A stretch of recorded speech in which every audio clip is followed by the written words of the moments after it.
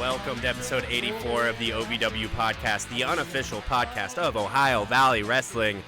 My name is Jack Minogues. I'm Brian Hines, and with us as always is the disembodied voice of our producer, Tiny Brian. Hopefully we're here this week. Hey, guys. Yeah, I guess we will have to scratch off the always. Today we will get into all the action Usually. from OVW TV 1329, emanating live from legendary Hot Point Davis Arena on January 30th, 2025. Wow, we've already moved into February, guys. But first, Brian Hines. What do you say we do some tour updates? I would love to. All right. Tour updates. Every Thursday, you can catch OVW Rise at Hot Point Davis Arena starting at 6:30 p.m. This Saturday, OVW Tough Love at Hot Point Davis Arena. That is February 8th. We also have OVW Appalachian Armageddon in Pikeville, Kentucky as part of the legendary Hillbilly Days Festival, and that is April 25th, 2025. And there is a free all-ages show at Element Eatery in Cincinnati, Ohio. That is June 28th, 2025. You can get tickets for all of these events at OVWTIX.com. And I don't want to make this whole episode about the episode that we lost last week, but I do want to bring one thing back from that episode. We actually found out that Mr. Eastern Kentucky over here doesn't even have any good Hillbilly Days stories. No, Hot Hillbilly Days is, wow, we are on fire tonight. This is so loud. But no, it's just new. I guess we're making sure we got the audio this week. But no, my mom and dad were, they were in their 40s when they had me. They were tired. They weren't taking me to Hillbilly Days, and I never really made it there until I was an adult. And I've been one time for like 2 hours. I just feel like you've sold the people a bill of goods over here. That's all I'm saying. You are a paper member of Pikeville. Wow. Paper Pikeville.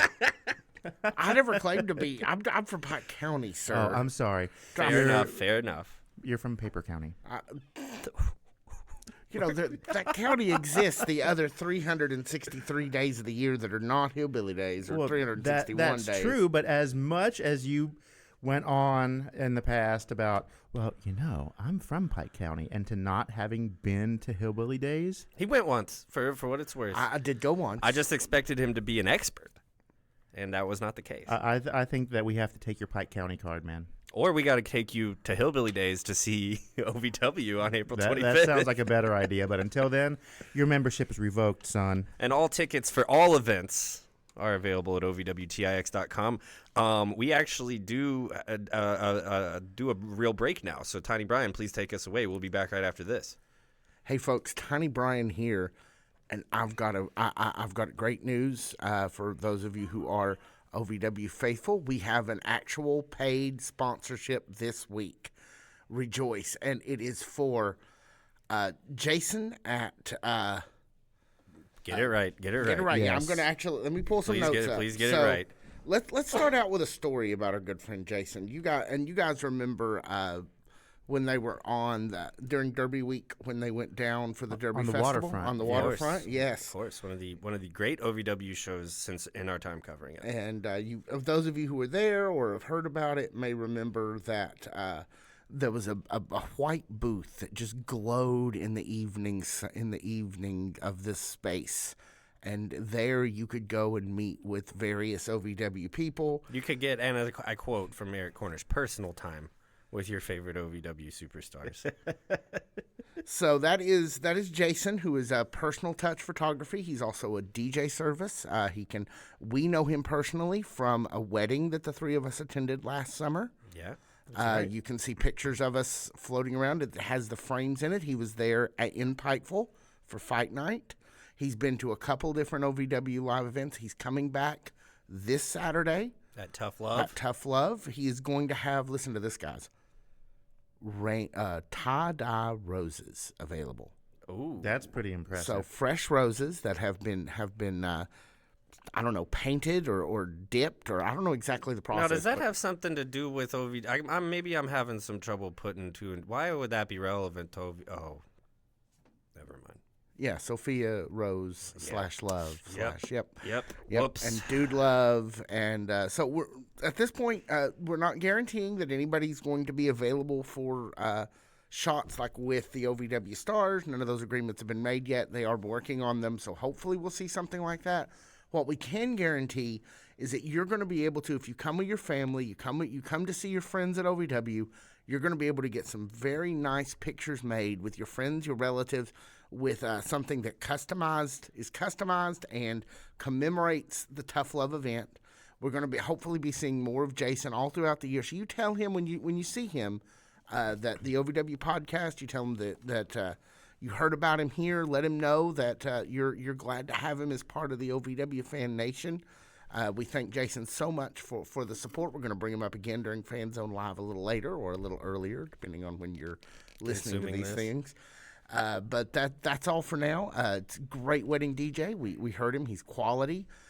Great photography booth. Look forward to that as you're coming in to Tough Love on Saturday night. Leave a little extra time for it. And that thing is fun, man. Whenever we were at the wedding that was set up at, we would just, and not just us, everybody would just shuffle in, do 5 or 6 different takes, because we're commemorating the wedding. Not saying that that's the way it's going to be at OVW, but this thing is a lot of fun. He runs it great. He'll keep you entertained. Like, this thing is fun, He really man. did. He really made that wedding fun. It was a great wedding anyway, great reception. But just having a DJ like him and a photo opportunity like that just really made the whole thing a lot more fun and enjoyable. Well, and I'm not surprised. It seems like the bride and the groom knew how to throw a party. Well, yeah. Absolutely. And if you are going to have a wedding or any kind of event that could use photos or DJs or both, talk to Jason. Tell him we told you to. He's going to give you a good deal, and he's great. He's great fun. And a huge OVW fan. And a huge OVW fan. So you'll be supporting one of your own. All right. So that's our first actual paid sponsorship. And wow. I get to say, now back to the OVW podcast. Let's start at the beginning. What better place to start? Non-title match, bout 1. Dustin Jackson versus Eric Surge. We've talked a lot about Eric Surge recently. One of the things that I took off of commentary during this match was maybe Eric Surge isn't as placed firmly in the babyface section as we thought he once was. Oh. It kind of seemed like, and I think that part of that is he's up against Dustin. Dustin's like your most white-hot babyface, really, that you've created in a while. And that's not taking away from anybody else. But Dustin, he's a returning, he's a prodigal son. We like that. We love that kind of story in wrestling, right? Yeah, we do. So I think that when you have someone that's as white hot as Dustin, you do kind of want to draw the parallel between where loyalties lie. But that was kind of my takeaway, right? Is that commentary wanted me to know maybe Eric Surge is a little more autonomous than just these like babyface and heel dynamics, right? Yeah. What did you think? He's a loose cannon. So I think really Dustin Jackson admitting that he is hottest babyface going in the company right now, we knew Eric Surge was not going to be his night. It wasn't certainly for not trying to put up a fight because, Eric Surge is no slouch. That's for sure. Not at all. After hearing all that, Eric Surge is his own man. And, we know Eric Surge is no slouch. An hour in the Rumble. Yeah. We know he's no slouch. I guess a question that I would ask, though, is after an hour in the Rumble, he aligns himself with the babyfaces, and then he loses to 2 of the biggest babyfaces going within pretty close proximity to each other, Cash Flow and Dustin Jackson. True. Do you feel as if Eric Surge has lost any momentum since the Rumble? I wouldn't. He might have lost a little bit of skin after taking those chops from Dustin Jackson, but I wouldn't say that he's lost any momentum. He's still holding his own. He's still out there, prime time every single week, and we know we're going to see bigger and better things from him. It's just a matter of when. Cash is a man on a mission. No shame in losing to Cash right now. No. We'll see that later on in the evening. And it was just not his night. But that kick to Dustin Jackson. Oh, the missile drop kick. Yeah. And Dustin Jackson is a man with a hell of a drop kick of his own. But really, ultimately, we're waiting for Doug Basham and Dustin Jackson to interact again. And we get that at the end of this match. Dustin Jackson takes the victory. Yes. Using what we're now branding as the DJ cutter, the Dustin Jackson cutter, the DJC. Yes. Not wild about the name. It's the Dustin Jackson with cheese. Yeah, it's just not wild about the name. After Wasn't that the name of the Coors non-alcoholic beer? Coors Cutter? Oh, not at least by the time I was selling alcohol. I was back in the 90s. So It might have been. I don't think it lasted too long. Producer Malachi, can we find out what the non-alcoholic beer from the 90s that Coors made is? I'll look into it. Thank you. So Dustin, full of piss and vinegar. He's the baby face, man. He's like, I cannot wait to get my hands on Leather Daddy Doug again. And I'm going to beat you again. And I'm going to use the cutter again, right? Leather Daddy Doug. Well, not even Leather Daddy Doug first. PJ Jones Esquire. His legal representative. Glad to see PJ back on TV. Always a pleasure to see PJ. It is. I think we saw PJ twice tonight, but we'll talk about that a little later. Yeah, I think that might be our mystery guest. But basically, PJ is what's the word? He's a legal representative. Easy for you What's to it say. called? Say it for me. Representative. Thank you. He's the legal representative for at least Leather Daddy Doug, probably the Revolution as a whole, and in his traditional kind of slimy lawyer ways, has figured out a way for a head of Tough Love, Dustin Jackson, not to be able to use the cutter against Doug Basham. I have a Coors beer update. Okay. Currently, the non-alcoholic Coors beer brand is called Coors Edge. Okay. However, from 1991 until 1991 to 1994, the brand was indeed the Coors Cutter. There we That's go. right. There we go. There's the uselessness of years in retail that just kind of pops into my head every once in a while. And And years of beer drinking. Let's not forget that. did you ever have tequiza? Do you remember tequiza? While we're talking about gross beers from the 90s. No, but we sold a lot of Zima back in the day. First alcoholic beverage I ever had was a Zima. I was not even in elementary school. I don't think I could read yet. Boy, you kind of screwed yourself on that one. And I knew that they were alcohol when I did it, but I still did it. I remember taking it with my cousin up to the top of the hill where he had a play yard thing, and we snuck it out. Neither one of us were even in kindergarten yet. I guarantee it. What? Yeah. And then that set me down a long, treacherous path of making very poor decisions. But I think, honestly, the best decision that anyone's made is going to get PJ Esquire. We know he can get stuff done. Amen to that. He'll get you off. Well, he always has for me. I kind of floated a prediction out there to you earlier about Saturday's match between Dustin Jackson and Doug Basham. I think he's gonna hit the cutter anyway. I think we're gonna get a ref distraction. I think he's gonna hit the cutter. I think Dustin Jackson's gonna end up being the national heavyweight champion. It'll be interesting to see. But, we had that discussion earlier, and you said that this was reminiscent of another situation, and you couldn't entirely be right. You are more often than not. Did we get it out there I'm fully? mostly wrong. You're the one that gets the predictions right. I'm the one that's an idiot.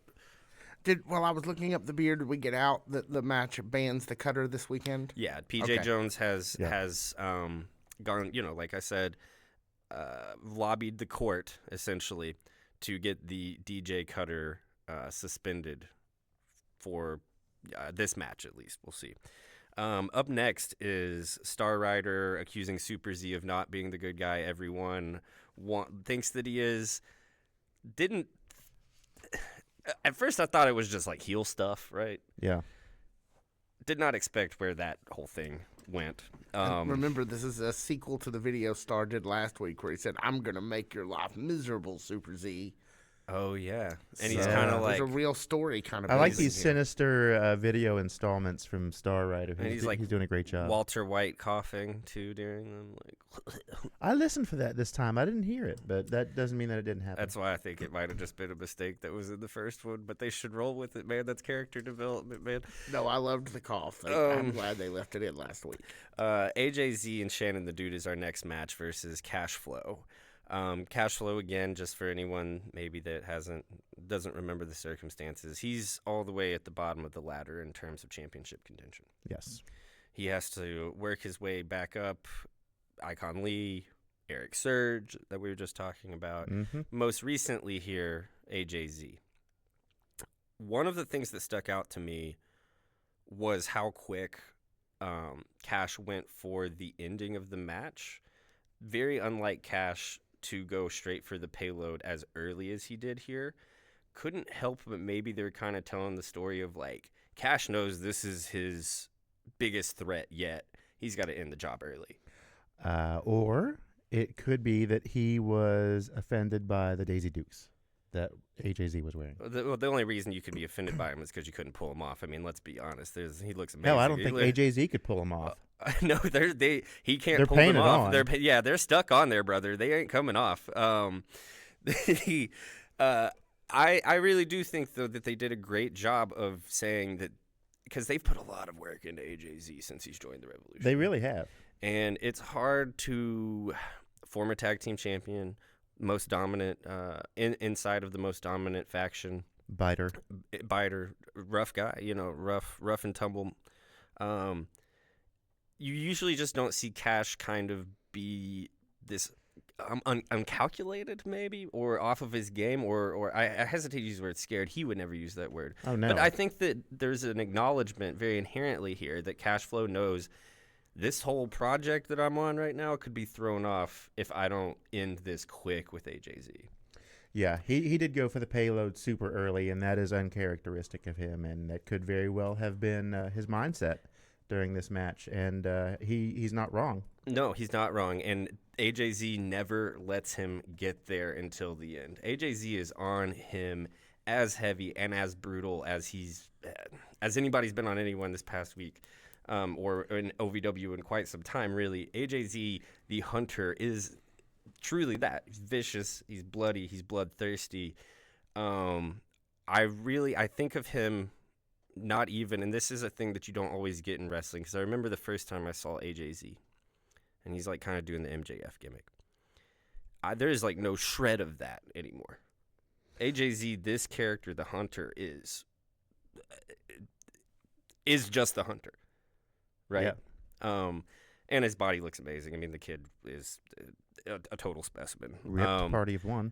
The spear that he gets on Cash Flow, that was brutal. In the middle of the match, when we were rewatching it together, that was a rewinder for sure. Yeah, because it looks brutal, and then in our wrestling fan mind, we were like, well, where's the magic on that? How did they? Why did that look so brutal? I think they just hit the hell out of each other. I don't know if there was technically a lot of magic in it. Needless to say, though, Cash Flow takes home the victory. He's not. We've said this before. We'll say it again. It bears repeating. Anytime we're talking about Cash Flow right now, he ain't losing until he's back in contention. Nobody's keeping him from his spot. Oh no, absolutely not. He's going to keep rolling until he's getting that shot again. So up next is a backside vignette, a backstage, ringside. What am I trying to say? Backstage vignette. Thank you. Thank you, Brian Hines. With Super Z, where he makes fun of J-Mo's puppy. Tells Brian Kinnison he liked it better when he was fat, which I don't remember Brian Kinnison ever being fat. Neither do I know. And if he's lost some weight recently, good for him. But fat was never the word I would have used. Oh no. Is it possible he confused that Super Z, whoever that is, confused that Brian with me? I mean, I'm the only fat Brian I know in this building. It's possible. And then he also insults a young fan on his way out. Funny stuff. Kind of lets you know, well, that's not the Super Z. He's a little longer than the Super Z we're used to. He's a little smarmier than the Super Z that we're used to. You can just tell it's not the guy that we've come to expect to be Super Z. Yeah. And then we go directly to kind of the match between the fake Super Z and Elijah Eros. And I did put Super Z in quotes for this match. And the Gaga from the backstage vignette just gets turned up to 11 as he comes out and rips the same little girl's poster in half. Has the what's Superman have, a cape? Has the cape on like he's wearing a bib. Is like doing. He's going out for ribs later. Is doing the thumbs up and then turning it thumbs down. Just like a really bad, awful guy, a really bad, awful version of Super Z. For comic book fans, you might call him a Bizarro Super Z. Sure, Bizarro Super, or for Seinfeld fans. So let's get into it. This is P.J. Jones, right? It's entirely possible. I haven't seen the two of them in the same room at the same time, so I think this is P.J. Jones. We know he does go through like wrestling classes. We know he's pretty avid about working out. Yep. Like we just know that through personal, talking to him, having a relationship with him personally. Seen him on social media. Seen him on social media. Yeah, I mean the guy works out. I also think that it's not a coincidence necessarily that as he's joined allegiance with the Revolution, he's advocating for Doug, that maybe he's taking some other jobs inside of the Revolution as well. Yeah, he's trying to get the fix in. And also, I do want to say, if I'm wrong, that's fine. I'm wrong about a lot of stuff on here. If this is PJ, good for you, brother. This is your first singles match. This is awesome. Yeah. But I might be getting totally ahead of myself. It's PJ. I'm just gonna say it. I don't know for sure, but like I feel like it is. That would make a lot of sense. He's working with the Revolution. Starrider's got a problem. He hires him to do a little creative. What would you call that? Interference? A little creative interference. A little smear campaign. Muddy the waters a little bit. A little good old personality theft. He's running a smear campaign. I think that's the best way to put it. OVW Rush Division champion Super Z wins with a low blow. Notice that he didn't come to the ring with the title. There's the key. There's the key right As there. if we didn't already know that this ain't our guy. There's the key. Yeah. And the Z punch doesn't work, so. Well, I mean, that's a dead giveaway right there. That's how you know it's not the real Super Z. Duh. Winning with a low blow, really just trying to make what we understand as Super Z as the character, trying to take these warm and fuzzies that we have for him and to get rid of all of that and to make us disgusted with the character of Super Z. Doesn't work. The crowd sees right through it. We saw right through it. Yep, we sure did. We were supposed to. Let's be honest. This is like the most fun thing in wrestling is just like being validated that you're right, like being gaslit, but also knowing you're right. Yeah, like, it's so cool. I like that part. On the internet this week, I've seen several times an old video of good old JR introducing the fake Razor Ramon. And when I saw this, I was reminded of that video. That is hilarious. Fake Razor Ramon and fake Diesel. Well, the video I saw was only fake Razor Ramon. I assume Diesel comes out either later or in the next week or so. But the video I saw is Jim Ross in the middle of the ring, like, "You want to see something? Oh, you want to see a real wrestling superstar come into this ring right here, sassafras. I got it. His name's Razor Ramon right here. It's the same guy as it was 6 months ago, I promise." But who's the fake Diesel? Anybody know?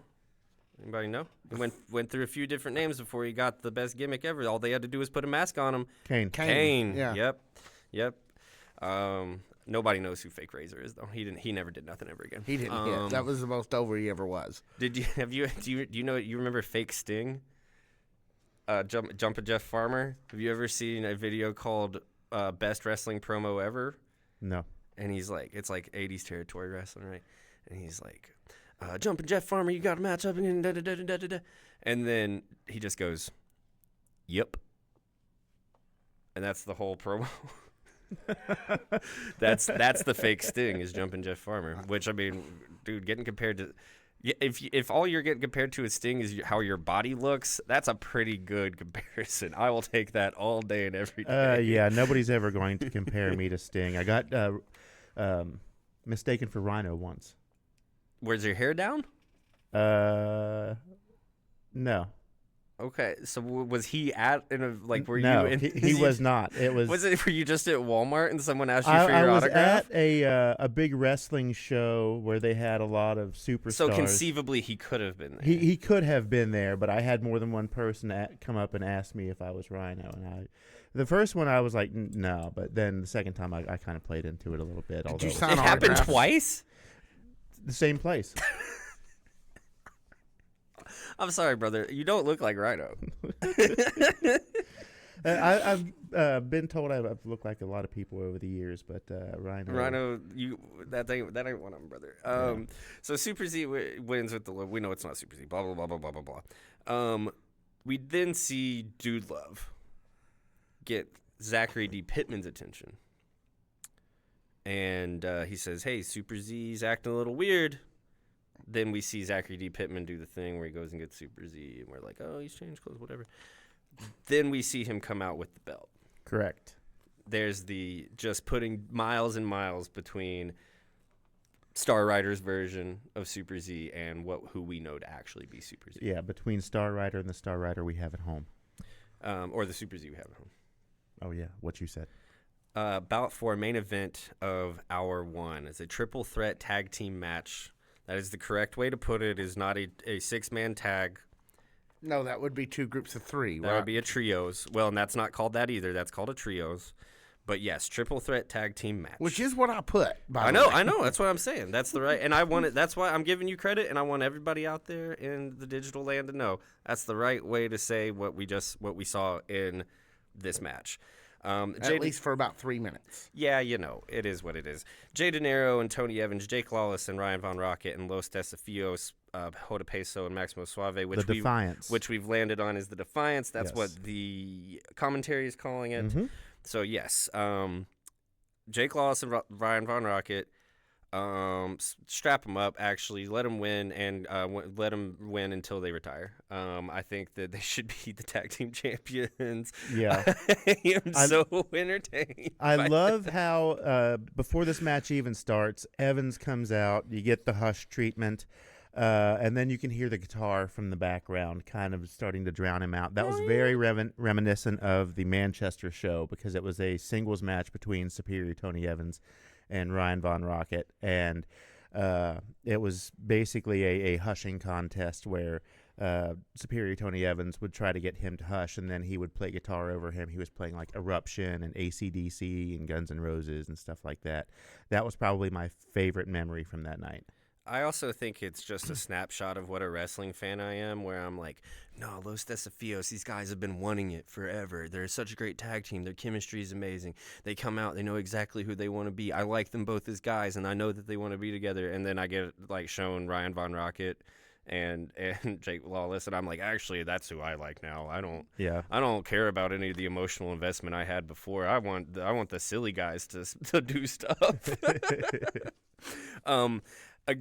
Seriously though, we know Tony Evans and Jay De Niro. Like, we know them, great tag team. They know each other, great tag team. Los Desafios knows each other very, very well, but we're seeing new stuff from them every week. That chemistry is so in tune. For me, the most fun part of this, though, all jokes aside, we're a couple weeks into the new tag team of Rocket and Lawless, and we are seeing their chemistry be. They've already come leaps and bounds chemistry wise. Yeah, this is what, the second week? Yeah. And so the story of this is not necessarily what it was the first week, where hey, maybe we kind of can't get on the same page. The story really from this week is we are on the same page, and we're here. See, we're on the same page, and we're here to compete with everybody. I love it. I like this a lot. I think it's kind of a shame how it ends. Yeah, because I think that I think that this match had a lot of gas in the tank, but it's a tag team match, which means the tag team champions got to show their face sometime. And they do. Man, holy how did they? They don't come with the championships, but they bring the belts. They brought the belts, the leather belts. Omar Amir even makes reference to such later on in a promo where he kind of apologizes and says, we didn't want to have to beat up you guys. We didn't want to have to interfere in this match. But somebody's getting an ass beaten. But we had to get some blood. And we wanted Jay De Niro and Tony Evans. We didn't get them, so we're just going to have to take anybody. He says, y'all two look like bad kids, Tony Evans and Jay De Niro, that are scared that daddy's home. And y'all got two daddies now, you know. Because it's 2025. Because it's 2025. There's also an 80s sitcom, but that's beside the point. They have three dads in that one? No. That was just My two? Three Sons. That was like in the 60s. My Well, you Two might Dads. be thinking of my Three three men. men. I was thinking and a baby. 3 Men and a Baby, yeah. Oh, yeah, that's the one with the ghost in it. Yeah, Tom Selleck, the ghost of his career. Oh. Oh, sorry, I'm not 80 and Oh, watch no, Blue- you mean Steve Gutenberg. Oh no, what do you mean? Police Academy? Those movies Those- live that on in was all everyone's before yeah, no, exactly. Those movies live on in everyone's heart. Tom Selleck was in Friends. He's in Blue Bloods. Yeah, I was gonna say I'm not 80. I don't watch Blue Bloods. Neither am I. But they have done 32 seasons of Blue Bloods. So there's money in that. That's a lot of blood. There's A lot of blue, too. not enough blue and not enough blood for my tastes. That's why I don't watch it. Let's see. Yes, or Beaches and Cream here. They're letting everybody know, man. It's their division, and they're kind of done with the silly haha stuff, at least for right now.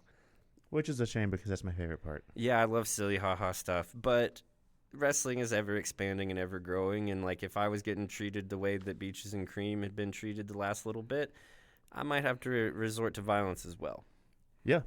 I mean, it is a violent industry at the end of the day. Well, yeah, that is kind of what they're there for. So where do you think that we're actually heading, though, with...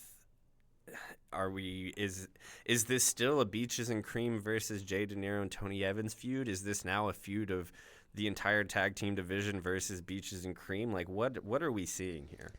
My instinct is this match was a continuation of Beaches and Cream versus Jay De Niro and Superior Tony Evans. I would like to agree, not only because I think that makes the most sense, but also I kind of want to see like Los Desafios, and I kind of want to see Ryan Von Rocket and Jake Lawless be able to just have matches. Yeah, Be I do able to too. just kind of exist. But you gotta, they're the two most minted tag teams in the thing. You've got to have them you've got to have them in the same area, in the same air as Tony Evans and Jay De Niro and Beaches and Cream. So it makes sense. Can I tell you how much I love Ryan Von Rocket's use? Not just in terms of his pairing with Dustin Jackson, which is flawless. Flawless Jake Lawless, not Or Dustin. I'm sorry. Yeah, Jake Flawless. You tanked. I'm sorry. Malachi cut that. No. We leave Myers in. Malachi just actually make that the only part of the podcast. We could probably arrange that. But in terms of pairing with Jake Lawless, and also the stupid sing-alongs with Dude Love every week. Those are my absolute favorite. Yeah, I was when we were rewatching this earlier. We get to the sing along a little later in the show with Dude Love and Sophia Rose. It actually, it is to come, isn't it? And Brian Hines, he gets this look on him sometimes, and usually it's only whenever he's about to draw a thumb on his face on his thumb. But whenever Dude Love and Ryan Von Rocket and Sophia Rose had their little sing along, he got that same look where he was just that's something I've learned to know is when Brian Hines is very pleased. Very pleased, not Yes, only... these segments really do bring me great joy. I'm not kidding about that. I did actually laugh out loud the whole entire time it was on. I think they're very entertaining. I think they're hilarious, and I would love to see a SNL style commercial for the Dude Love and Ryan Von Rocket Greatest Hits collection. Oh, that would be good. Yeah, Be good. I could see that very, very, very Saturday Night Live-esque. Hey, yes. man, is that Dude Rock? yeah, man. Well, turn it up, man. Dude. Guys, Folks. seriously, guys. Something that probably doesn't bring you as much joy is the beginning of hour 1 or hour 2 here, where of course Hollywood Haley J, microphone in her hand. Something I would kind of call this like a journal entry of a promo, really a confessional of a promo.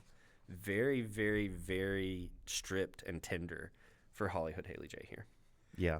Even less colorful in her like physical presentation. Like I think less makeup. even than we would normally see from her. Still throwing out street slang. Well, yeah, that's who she is. That's who she is. Still herself, right? Yeah, just a little down this week, and rightly so. She had just lost to J-Rod, and it looks as if, and I mean, honestly, from Doug's perspective, he had no reason to give her the match. Why would you ever, unless you absolutely had to, ever have your champion from your group of friends, your clique? Why would you ever have them go back up against someone like Hollywood Haley J? You wouldn't if you're Doug until Haley J gives him what we kind of thought was coming. What we thought was coming, and kind of from a storyline perspective, an offer he can't refuse. Haley J puts up her career at OVW. That's a big deal. You could feel it when she lost to J-Rod. You could feel it during this promo. And I think it's going to be an interesting week attending 2 OVW shows back to back, no matter what happens. Because basically, here's what we have. Everyone thinks, Rocco Jerome thinks, other people in the OVW audience think, Haley J's gone. No two ways around it. So here's what we have, is either the emotion of having to see Haley J count lights at Davis Arena one last time, as she's implied, or the emotion of her beating J-Rod and becoming the champion, which none of us really think is going to happen. We have a really big pendulum swing emotionally here. Yeah. I tend to think that that we're getting a goodbye letter between that last match, this promo, and what we're going to see on Saturday night. I personally think that we're getting a goodbye letter from Haley J. Would love to be wrong. A lot of people. This is tomorrow. This isn't Saturday. This isn't for Saturday. This is for tomorrow. Is tomorrow. I'm misspeaking. Forgive me for misspeaking. Yeah, then we're definitely in for an interesting week. We're in for an interesting 24 hours here at the OVW podcast. I don't know what will happen. We don't know. And even if we ever had the ability to know, we're not those kind of guys. We're here for the ride. We're here as fans. We don't know what's going to happen, but all signs point toward, if I was to ask my Magic 8 Ball. Hold on, I got one. You got one? I do. Like in your pocket? Yeah. Oh, on your cell phone? I do. Jackman, did you expect him to bring a giant Magic 8 Ball out of his pocket like Yes. I did? Yes. Yes. So ask your question. In case you're watching, I do have a Magic 8 Ball app on my phone and where I make my serious decisions. Magic 8 Ball, is Haley J going to be in OVW next week? Is Haley J going to be at OVW next week is the question, Magic 8 Ball. I'm getting ready to ask. Without a doubt. Wow. Magic 8 Ball, you heard it here first. It also says ask again. Are you going to go 2 out of 3? No, I'll trust the digital Magic 8 Ball the first time it gives me. I don't know. I think, for me personally, would love to see the Magic 8 Ball be right. My personal Magic 8 Ball, it says she ain't. Well, if you're going by the energy in the room last Thursday, when the referee counted 3, all the air went out of the room. Mm-hmm. All the energy, all the excitement that she might be able to defeat J-Rod and once again become the OVW Women's Champion. Everybody there wanted to see that. Everybody there was looking forward to that. Yeah. Didn't happen. Well, it was heartbreaking. To your point, OVW fans are very, very smart. They know things. They feel things in their bones. They felt Haley J winning in their bones, and they knew that her loss. They knew what her potential loss meant. Yes. And we're seeing what her potential loss meant in the form of a championship versus career, a loser leaves town match, if you will. Old school, like Memphis style. It has been, honestly, I can say this. If this is Haley's last foray, if this is the last time we see her at an OVW ring, it's been a pleasure. It's been an immense pleasure. It certainly has. I think for a lot of people when they first started, I know me post-pandemic when I was first starting to go to a lot of OVW shows, she was always a standout. It has been an immense pleasure to see her grow and grow and grow in every facet of the professional wrestling business. She is a extremely nice woman, has always been extremely nice to us, is a very fun person to hang out with, is as charismatic. Hollywood Haley J is very charismatic. The person behind that character is 10 times more charismatic somehow. What was the old Dusty Rhodes saying? You got it and you couldn't even give it away if you tried? That is Haley. Yeah, that is Haley. Very much. And it runs and that runs in the family, I'll say. But it has been an immense pleasure. If this is it, I'm glad I was here. And if this truly is it, I just want to say 2 words. Thank you. Thank you. Seriously. I don't know what we're getting into, buddy. I really don't know what we're getting into with Haley J. This could be legitimately like, I mean, it could be a work. And Joe Mack, when Joe Mack left, like that was like an emotional moment, but it was kind of it kind of came so quickly. And this is 5 years of someone's life and 5 years of fan connection with these people. Yeah. In many ways, it's very much her house as much as it is Cash's house. Well, and we'll just see if this time around J-Rod's going to F her house again, I guess. I don't know what's going to happen. These are the type of things in wrestling that remind you how little you know. Like, really. I can tell you, I know nothing. I know nothing. That's the only thing I do know. So a majority of the second hour here is the preamble to the intergender tag match and the intergender tag match itself. A majority of it, yeah. The intergender tag matches, they're hard. They're hard. They are very hard to keep pace with. Even, when the big guys were doing it a few years ago, they had the whole intergender tag league tournament. That was relegated to YouTube. They didn't put those on. They didn't have that tournament on TV. And it's probably for some of the reasons that we saw tonight. These can be very, very hard to pull off. What do I want to say, Brian Hines? What do I want to say here, Brian Hines? I want to say that you want one of those Butthurt Jack Vaughn t-shirts. I got one. Thank you. I did get one of those. I made sure I texted somebody as soon as I saw them and said, I need one. Please get me one. And I know that I got one. Can't wait for that. Here's what I'm trying to say. This was kind of a mess. And even all of the Mick dust in the world couldn't save it, but somehow still did at the end when okay, here's where it not only was the pacing weird, the Katie Gannon stuff, you're a dog, that's effing tough to listen to, man. That's how tough it is to listen to. I legitimately cursed. That's they're just I don't know, man. I still feel bad when a couple weeks ago she was getting on her for not having being able to for speak. Having had some yeah, and then she's like, oh, you're a dog, and then I guess the boobs thing is supposed to be funny or whatever. I don't know. I thought Cal and Jack were great during this match, but it's Cal and Jack.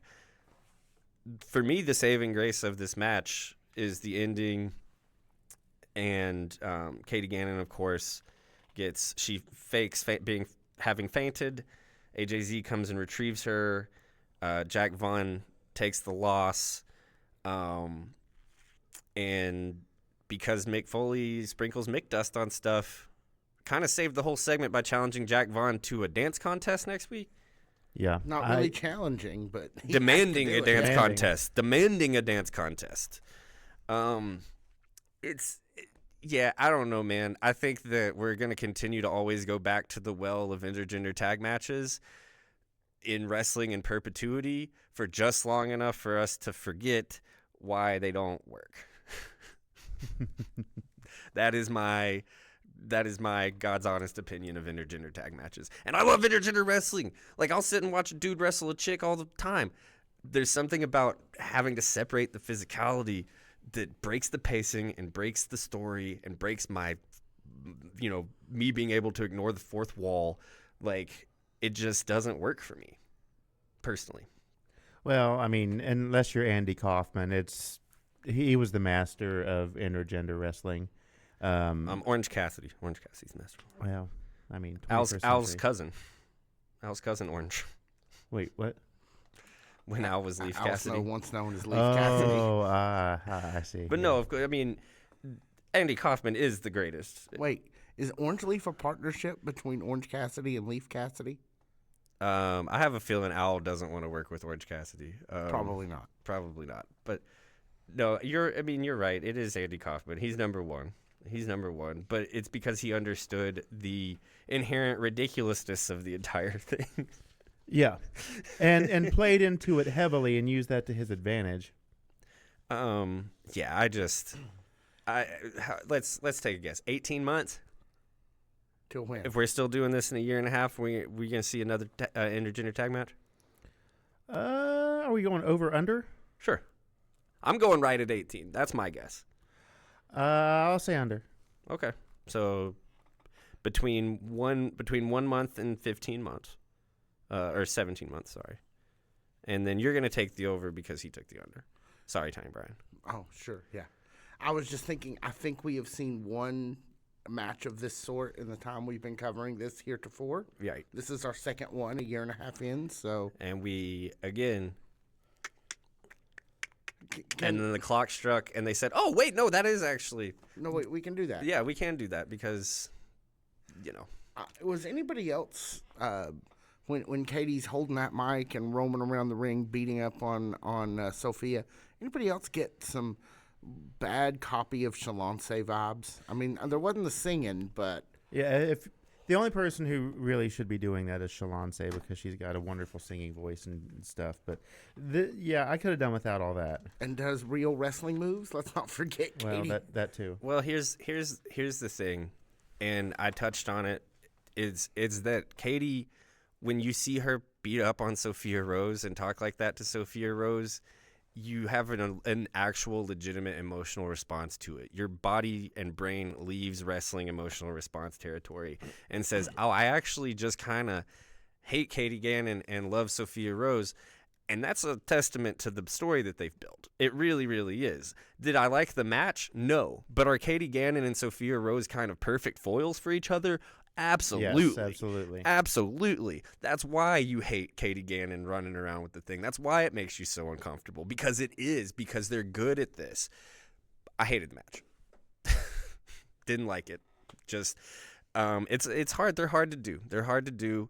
And I thought that it took up a lot of time in the second hour. That it did, yeah. And again, for me, the entire thing only worked because at the end is Mick Dust yet again, challenging Jack Vaughn to a dance-off. Let's talk about the one more moment that kind of stood out to me in this whole shebang was when Jack Vaughn made the mistake of questioning whether or not Dude Love should be the face of Foley who was out here. Again, that's some good Mick Dust right there. Yep. He says, if I remember correctly, I'm paraphrasing slightly, how about you go home and come back as one of the faces of Foley someone actually likes, the people actually like? And Dude Love responds, you couldn't handle the other two faces of Foley. Yeah. Which is top tier, baby. It sure is. Top tier. Our two main event. Because we're already here. Is Mount Kadeem, OVW heavyweight champion Mount Kadeem, versus Jesse Godders, Mr. Impeccable, guy that we know, guy that we love, guy that's been around a long time. Jesse wants that slam baby from last week. Jesse, Well, yeah, it's a matter of pride. Jesse knows that he had that money won. Well, and not to mention the money, yeah. Yeah, he wants the achievement, right? He wants the achievement. He's a competitor at the end of the day. I thought that this match was like, when I saw that it like came in at like last 10 minutes, last 12 minutes, I was like, perfect. This is going to be the perfect kind of snack for whatever these two guys are going to be getting into over the next couple of weeks. I think that Jesse kind of reestablishing himself as a single star in the OVW heavyweight division and not the national heavyweight division is, leaving Doug enough room to breathe and get new people inside of that conversation, which I really like. And then I thought it was really, really fun, smart wrestling stuff, kind of leaving you wanting more to not only see Jesse get the slam, but not get the pin. As exciting as it was to see him get the slam, I mean, the energy behind that, the delivery, the coverage of it was very reminiscent of, for me, the slam, the Big John Studd challenge. Sure. From back in the day, where there was also money on the line. So I guess we'll go ahead and say it. Jesse takes home the victory by count out here. Weak. Yeah, not the ending that I expected for sure. I think that's just to extend Jesse Goddard's and Mount Kadeem for another week or so, another 2 weeks, maybe up to the pay-per-view. I don't know. The thing about the ending, though, that kind of like threw me off the most was Eric Cornish's kind of postscript. I know that was an interesting turn of events there at the very end. He says something along the lines of, I know that wasn't quite the clean finish. That wasn't quite the outcome that we were expecting, which in the past, like, those are words that I never thought OVW would use on a broadcast. Those are very, very smart mark internet wrestling terms that people like me try to use, even though we have no business using them. If they're coming straight from Al, he obviously does have a business using them. Eric Cornish has business using them. He's a good guy. But they've never, ever referred to anything in OVW programming with this kind of very internet-y, smart marky language. 6 weeks ago, Triple H went on Netflix and said heel and face. I guess that opens the forbidden door, if I may reference all of the major players. That's actually, I had not thought about that. That's actually quite a good point. Is now the industry standard in its biggest broadcast of all time acknowledged this thing ain't above board. And that's not why we watch wrestling. Like, if I want to see two meatheads beat each other up, there's plenty of places for me to see that. I watch wrestling because I like the art of professional wrestling. I like the sport and the storytelling and the ability of professional wrestling to achieve and make me feel things. I just thought it was a weird thing to hear out of an OVW broadcast. Do you think that this just means that, like, we are truly post kayfabe? I mean, I don't know what to think. I wasn't expecting that either, but I feel like there's maybe more to it than what the little bit we heard there at the end. We weren't able to make it to Davis Arena for this one, so we don't have any inside information from, I heard it from such and such in the crowd, that this is kind of what they're thinking. Which we do get some of that sometimes. Yeah. But no, we without any context. And there was like a short break too in between on the YouTube video, at least, of the ending. So who knows what happened in that amount of time that we have no context for because we weren't there. Yeah. No, I never really thought about the Triple H thing. And I do think that that's a very interesting point. Only time will tell, though, if this was some sort of anomaly on OVW's part, or if this is a new direction. Or well, I would say earliest we'll find out is tomorrow night at Davis Arena. Tomorrow night at Davis Arena, 7 p.m. OVW Tix, TIX.com. That's right. Man, I hope Hollywood wins. And if not tomorrow, then Saturday at Tough Love. Oh, yeah, I hope Hollywood's still here in a week. I hope so, too. And if she's not, good for her. I mean, yeah, really, this means only good things for her if she's not. Either she's the champion or she's going somewhere with more cameras and more eyeballs, which can only be good for her. To be their champion. Yeah. Well, probably to start at the bottom, but that's where everybody starts. Yeah, but she don't stay there for long, baby. Good show this week, guys. What do you think? Overall, yes. I mean, I did kind of make it seem as if I was personally offended by the intergender tag match. And I mean, I didn't feel like disgusted by it or anything. I just thought that it was like, I thought it was placed weird. I thought it kind of had made the show feel longer and stretched out in a way that wasn't necessarily to the a good thing for the show or for the match. But hey, I'm going to get to see Dude Love back next week. I'm never going to complain about getting to see Dude Love on screen, getting to see it at Davis Arena. I'm never going to get to complain about him singing with Ryan Von Rocket. Absolutely not. And next week, he's going to be dancing with Jack Vaughn. So we'll leave us on the good note and not like the dour note of like, oh, hey, one of our favorite people's probably not going to be at the show anymore. Yeah. I'm looking forward to the Dude Love dance-off. Yeah, looking forward to the Dude Love dance-off. The Dude Love Butthurt dance-off. Guys, thank you for joining us this evening. Thank you for joining us whenever you hear this. OVW Fan Zone on Wednesday nights on OVW TV at 7 p.m. Oh, by the way, we fixed the audio on the YouTube video for the Anthony Tortelli interview. Okay, if you've not heard that, go back. If you only tried it on the YouTube, the podcast was always good. But if you only heard it on the YouTube, it was bad, and we fixed it, and that was all on me. Yes. A foreshadowing of the events to come later on. Yeah, and just I guess we'll leave it on the best good news of all. We didn't have to replace the board. We just had to buy a few new microphones and headsets in here, baby. So we're ready for OVW Fan Zone Live tonight. We have 45 minutes. Guys, it's been a pleasure for me, Brian Hines, Tiny Brian, Malachi P.S. Woodard. This has been the OVW podcast, the unofficial podcast of Ohio Valley Wrestling.